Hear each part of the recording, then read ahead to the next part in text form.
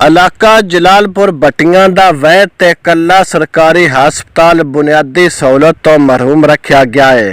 अवामी शिकायत उत्ते मैं ते मुहम्मद मुनीर तमस्सम ने सरकारी हस्पताल दे चक्कर लाया सी। सारियां तो पहले अपने तौर हस्पताल नूं चेक करन दी कोशिश कीती है। तुहानू पता है असी दोवें चिट्टे कावां, जिथे जाविए सानू लोकी पहले ही जान जांदे ने, सानू किसे दी संजान होवे या ना होवे।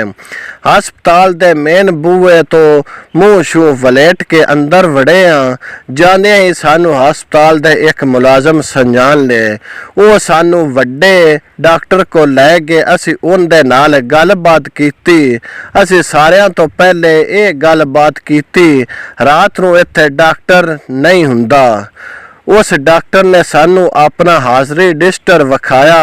उनदे उत्ते सवेर तो 8 ते लैके 2 बजे तक एक डॉक्टर दी ड्यूटी हुंदी है, दूसरे डॉक्टर दी 2 बजे तो लैके राती 8 बजे तक ड्यूटी हुंदी है, तीजे डॉक्टर दी 8 तो लैके सवेर दे 8 बजे तक ड्यूटी वो देंदे ने। मुड़ असा इनदे कोलो ये पूछया तुसी मरीज़ां नूं दवाई क्यों ना देंदे? उन्हें सानू बड़ा सोहना जवाब दिता बई जिंज दी हुकूमत होवे उंज दी हस्पताल भी चलने ने। ये साडा हस्पताल है, हुकूमत आलियां ने ठेके ते दे छड्या है। इस वास्ते ठेकेदार निक्के हस्पतालां अल ध्यान नहीं करते पे।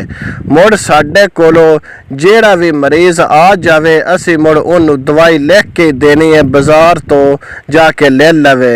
मुड़ ये कंगाल मुल्क बहर जाके रौला पा देंदा है, हस्पताल वाले सानू दवाई नहीं देंदे। दसो उत्थे असी की करिए? असी बहर जाके वेख्या एक सरकारी गड्डी अपने दोवें बूहे खोल के खलोती हुई है, इस इंतजार विच भी किसे टाइम कोई मरीज आवे, डॉक्टर हो रही उस मरीज नूं आखने इन्हें न जे बचना इनू फैसलाबाद लै जाओ। असी मुड़ उस नूं भजा के लै जावीए। एमरजेंसी वार्ड दे विच थोड़ियां बालियां दवाइयां हाइयां। उन्हें सानू दसिया ये दवाइयां असी जलालपुर भट्टियां दे वड्डे बंदियां नूं आख के लईयां ने। हस्पताल वाले जलालपुर भट्टियां दी आवाम अगे तरला करदे ने सानू कोई बंदा दवाई लैके दे देवे।